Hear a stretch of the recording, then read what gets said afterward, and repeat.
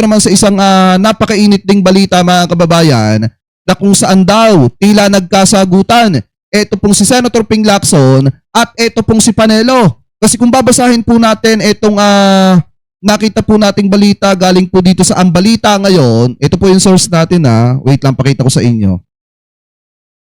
Ayan. Ayan, ito mga kababayan. Ayan, ang balita ngayon. So sabi po dito, Ping na imbierna kay Panelo. Ungas siya, ungas. Yan po yung sabi ni Senator Ping. Hindi napigilan ni Senator Panfilo Lacson ang kanyang pagkadismaya sa naging pahayag ni former Presidential Legal Counsel Attorney Salvador Panelo kaugnay ng posibleng impeachment trial laban po kay VP Sara Duterte. Sabi dito mga kababayan daw, basahin pa natin, sa gitna ng usapin lumutang ang matinding reaksyon ni Lacson matapos igiit ni Panelo na may mga senador na umano'y tiyak na boboto para po makonvict ang vice-presidente kahit hindi pa nagsisimula ang paglilitis. Sa panayam sa One News, Storicon, hindi nagpaligoy-ligoy, ito daw pong si Senator Ping Lacson. Hindi lang siya pusakal, ungas siya, ungas. Yan po yung sabi ni Senator Ping. Ang pahayag na ito ay malinaw na indikasyon ng pagkainis ng senador sa umano'y pangunguna ni Panelo sa naging resulta o magiging resulta ng isang prosesong hindi pa nagaganap. Sabi pa dito mga kababayan, senators will be based their decision solely on evidence presented during the trial. Dagdag pa niya, hindi nararapat na husgahan o hulaan na naging boto ng mga senador bago pa man marinig ang buong panig ng kaso. Nauna nang sinabi ni Panelo na ang aniya, mga pusakal, na mga senador daw po na sina Senator Risa Hontiveros, Senator Kiko Pangilinan, Tito Soto at Senator Lacson ay kabilang sa mga posibleng bumoto para daw po sa conviction ni Sara Duterte. Ano po sa isang pahayag na pinalagan mga kababayan ni Senator Ping Lacson. So ngayon, kung titingnan nyo pong mabuti, nanguna na nagsabi na pusakal mga kababayan, ito daw po mga senador, kabilang sina Senator Risa Hontiveros at Senator Ping at Kiko Pangilinan mga kababayan at Senator Tito Soto, doon daw po sa mga pusakal na binabanggit itong si Panelo. Kaso nga lang ang problema mga kababayan, alam naman po talaga natin na hindi po palalampasin yan ni Senator Ping Lacson at ibabalik po yung mga salita na yan kay Panelo. Kaya nga ang ending dito, nagmukhang walang alam ito pong si Panelo. Kasi nga naman, alam naman po natin na yung ibang mga senador, hindi po talaga basta-basta nagbibigay ngayon ng opinion patungkol po sa proseso ng impeachment ni Vice President Sara Duterte. Mga bobong senador na nga lang yung nagsasalita ng maaga pa lang, hindi na po sila boboto sa impeachment itong si Sara. Ano po, katulad din na Amy Marcos, katulad din na Robin Padilla, na bagamat uupong hurado mga kababayan o hukom sa impeachment trial dyan po sa Senado ni Sara Duterte, maaga pa lang sinasabi na po nila na dismiss na agad o acquitted na agad itong si Sara Duterte. Yung ibang mga senador nga hanggat maaari, hindi po sila nagbibigay ng opinion nila kasi nga ayaw nilang masasabihan sila na bias o kaya kakampi ni Sara Duterte mga kababayan o kaya isinasalba etong si Sara. So di ba dapat yun ang tinatawag na pusakal ni Panelo mga kababayan kasi maaga pa lang nagbigay na ng kanilang judgment dito po mga kababayan sa impeachment trial o posibleng impeachment trial ni Sara Duterte diyan po sa Senado. So ngayon mga kababayan na ito, pakinggan po natin itong mismong interview kay Senator Ping Lacson mga kababayan. Kasi sabi daw dito ni Senator Ping Lacson, bakit mas marunong pa siya sa amin? O bakit mas marunong pa daw itong si Panelo doon daw po sa mga senador na tatayong hurado? Kahapon we had Attorney Sal Panelo on the show and he says he's confident only 4 members of Senate will vote for the Vice President's conviction, and I will quote you exactly what he said. Sabi niya, 4 na pusakal. yes, sa trial, maniwala kayo, 4 lang ang boboto ng conviction, kasi yung mga pusakal na kontra kay VP Sara, si Hontiveros, si Pangilinan, si Lacson, si Soto, yung 4 na yon, definitely conviction yun. Can I have your response, please? Alam mo, much as I don't want to comment on a nonsensical comment or statement, pero dapat sagutin din bakit marunong pa siya sa amin? Aroy! Ako, walang pwede magsalita on my behalf. I can speak for myself except the evidence. Ay, shoutout kay Ma'am Malu Maldita. Thank you po sa panonood. Sabi ko na yan we'll always be guided by the evidence. Wala pa tayo doon. Tama. Bakit pinangungunahan niya at tatawagin pa niya kaming pusakal? Anong confrontation noon? Lalagay niya kami on the spot. Ba't mas marunong pa siya sa akin? Bakit mas marunong pa siya kay Risa? Ba't mas marunong pa siya kay Kiko? Ba't mas marunong pa siya kay SP? Bakit manghuhula pa siya? Eh kung sabihin ko siya yung pusakal na manghuhula, Wala ka pala Panelo Pusakal namang huhula ka pala Kasi nga mga kababayan, kung iisipin po natin wala pa tayo sa trial ng impeachment ni Sara Duterte dahil hindi pa na itatransmit o hindi pa na i-impeach etong si Sara dyan po sa Kamara at hindi pa na itatransmit mga kababayan yung mga impeachment complaint sa Senado. Kaya wala pang trial. Pero bakit masyadong kabado ata itong si Panelo at pinangungunahan yung posibleng mangyayari o magiging resulta ng impeachment trial o posibleng impeachment trial ni Sara Duterte dyan po sa Senado mga kababayan. Bakit? Dahil alam ba ni Panelo na talagang malaki ang posibilidad mga kababayan na ma-impeach itong si Sara Duterte dyan po sa Senado once na mapatunayan na matibay yung mga ebidensya laban po kay Sara? Ako nagtatanong lang The idea that Maximum daw 6, sabi niya, maximum 6 senators. pero usually Baka daw nga umabot naman alam ng mo, 6. bakit nababasa niya ba ang isipan ng bawat senador? Oo. Kami, nag-usap-usap na rin kami at least some of us, ang titingnan namin yung pasong ng ebidensya. Kung ebidensya, kasi kami, nasa microscope kami niyan ng publiko kasi definitely open sa publiko yung trial. Tama. In the case of sa Yes. former CJ Corona, nasa Microsoft kami, kaya babantayan kami dyan, whether or not may intention kami tumakbo pa o wala na. Magmamasdan kami, obserbahan kami, at kung malabo naman ang ebidensya at pagkukuntik pa rin kami, ano mahihita namin doon? Yun ang iwanan naming legacy, dalawa ni Senate President Soto, Tama. na kami walang kakwenta-kwentang ebidensya, nag-convict kami. On the other hand, ang tiba na ebidensya, tapos pag-a-appoint kami. Saan naman kami lalagay niyan? Yan ba ipapamana namin sa mga anak namin, sa mga apo namin? Yan kasi yung hindi naisip mga kababayan ni Panelo Mas pinapairal niya kasi yung kabubuhan niya. 'Di ba? Abogado ba talaga yan si Panelo? Bakit parang ang bobo niyan?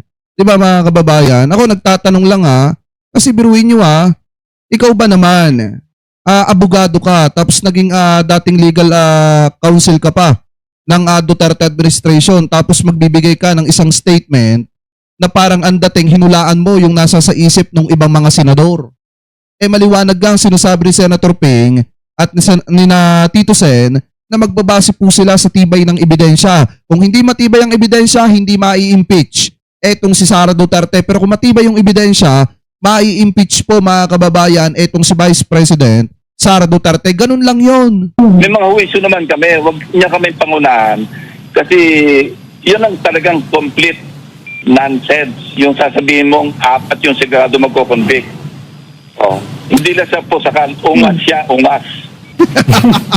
Pero, Hindi ka daw pusakal Senator tawag dito, Attorney Salvador Panelo. Hindi ka daw basta pusakal, ungas ka daw.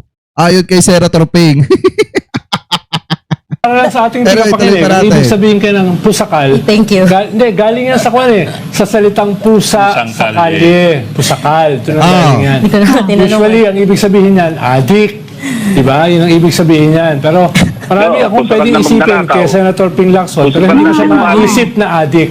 No? Yeah. But the idea that confident sila that she will win if the impeachment case goes to Yeah. a Senate trial, and that it's going to be a numbers game. That's what Attorney Sal Panelo said. Yeah. What do you think of that? Does it have any basis at all? Given that, let's be honest, Kasi biruin yung mga kababayan ito para sa akin, tingin ko may impeach po dyan si Sara Duterte pag matibay ang ebidensya. Kasi biruin nyo si Bato, automatic mga kababayan, siguro naman bago magkaroon ng impeachment o bago magkaroon ng trial, baka lumabas na mga kababayan yung arrest warrant niya galing po sa International Criminal Court. Ganon din yung kay Bongo. So kung ma-arresto yung dalawa, o de tanggal na agad si Bato at si Bongo. Eh ngayon mga kababayan, diba si Chis Escudero, makukulong pa yung mga yan. Sino Joel Villanueva, Jinggoy Estrada. O biruin niya, si Chis, si Joel at saka si Jinggoy. Possible mga kababayan na makulong yung mga yan dahil po sa pagkakasangkot sa maanumalyang flood control. Kaya nga kung makikita nyo, sino pa ang boboto para ma-acquit itong si Sara Duterte? Diba mga kababayan, wala na halos gaano. Kasi biruin nyo, si Jinggoy, si Chis at saka si Joel, posibleng makulong din yan. Medyo divided nga naman talaga ang Senado. Walang basis at all. Ano? Kasi alam mo, At yung 2 bilyar, mga kababayan, magpi-playing safe yun. Dahil alam nyo naman, mga kababayan, na mga bilyar, may mga issue din yan. ang pinaka-saving grace ni Sal Panelo, yung anak niya, ang layo, yung anak niya, ang layo ng bagsak nung prutas do sa puno. Ibang aura nung anak. Ano? Ako, umaanga ako doon sa anak. Eh. Pero saan kumuha ng ganong ugali yung anak? Yung tatay niya, ang layo eh. Ano? Tawa ng tawa, baka mamaya matrobol ka na naman. 18 to 20 daw yung 18 to 20 yung expected na Alam mo, naman. sa kagaganyan niya, baka malaglag siya from the kisame. Butike! Ano yung sabi ni Senator Ping? Baka daw sa kagaganon ni Panelo, baka daw malaglag sa kisame si Panelo. Eh di ba butike lang naman yung nakakapit sa kisame? Anyway, tuloy pa natin. I don't know. Tawa ng tawa, baka mamaya matrobol ka na naman. 18 to 20 daw yung 18 to 20 yung expected na Alam mo, naman. sa kagaganyan niya, baka malaglag siya from the kisame. Di ba? Dati rin, Alam sigurado mo ba yung sila mga hindi nalalaglag aabot sa sa kisame? ICC. Masakit nun mga kababayan. Antindi nung pagkakaribat dito ni yung pagkakasagot dito ni Senator Ping Lacson, bakit natin nasabi? Pero inyo, di ba na may personal si Panelo, pero napakatinding personal yung ibinalik mga kababayan ni Senator Ping Lacson. Kasi yung anak mga kababayan, napakaiba daw doon sa ama na si Panelo. Tapos kapag daw nagpatuloy pa si Panelo sa ganyan, sa kagaganyan, baka malaglag sa kisame. Di ba butiki lang naman yung nakakapit sa kisame? Ano yun? Yes, sir. Alam ano ko yun? yun. Hindi ko alam. But, so Tanong nyo no, kay Ronald, kung ano yung minsan nalalagdag sa kisame. Galing sa Butike. kisame. Yung tuko. Tuko. Lalagay sa kasama. Butiki. I don't know what to call Butike, it. butike. Hindi mo nang tuko. Lizard. But Gecko. anyways, It's a Tuko. lizard, Gecko. no? It's a lizard. Hindi ko sinasabi na kamukha ni Lizard. Panelo yung lizard. but the reason I keep coming back to this is, yes, so you don't think there's any basis? Kasi, when you look at how the Senate votes now, even case in point yung partial report niyo, Senator, they're mostly doing so along party lines, di ba? I don't know. I can only speak for myself. Ako titingnan ko ebidensya. Wala akong Tama. decision ngayon eh. Okay. Nanood niya ako doon sa testimonya ni Madriaga pero wala, di ko mambibig ko eh. Bakit ako magko-comment? Magiging senator judge ako. Parang it's almost a certainty na Correct. itatransmit sa amin yung articles of impeachment. Yeah. Kaya nga mga kababayan, isipin nyo hindi pala impeachment complaint. Article of impeachment yung itatransmit mga kababayan sa Senado. Sorry, medyo mali tayo doon sa kanina. Pero mga kababayan, ito kung iisipin nyo po kita nyo yung sagot ni Senator Ping. Kahit napanood niya yung mga testimony ni Madriaga, hindi siya pwede magsalita. Bakit mga kababayan? Kasi kung ano yung sasabihin niya dyan, maapektuhan yung posibleng desisyon na gagawin niya kung sakaling umupo siya bilang hurado mga kababayan o hukom o judge diyan po sa posibleng impeachment trial ni Sara Duterte. Kaya nga yung sinabi ni Senator Amy Marcos nung nakaraan, isang malaking kabubuhan po yun. Yung sinabi ni Senator Amy Marcos na sinungaling, yung witness, isang malaking kabubuhan po yun. Even to comment positively or negatively doon sa testimonya ni Madriaga, yun lang inappropriate na eh. Yeah. No. Kaya nga, Actually, that's what I was gonna ask you about next. But okay, fair Hindi enough. ko sinasabing meron Oh. kaming kasama na inappropriate Pero dapat wag mag-comment. Kami yung huwis eh. tama mga kababayan. Kasi kung titingnan nyo ano ba yung, di ba biruin nyo, nagbitaw si Madriaga ng ng mga testimony. doon po sa hearing ng Justice Committee diyan po sa Kamara.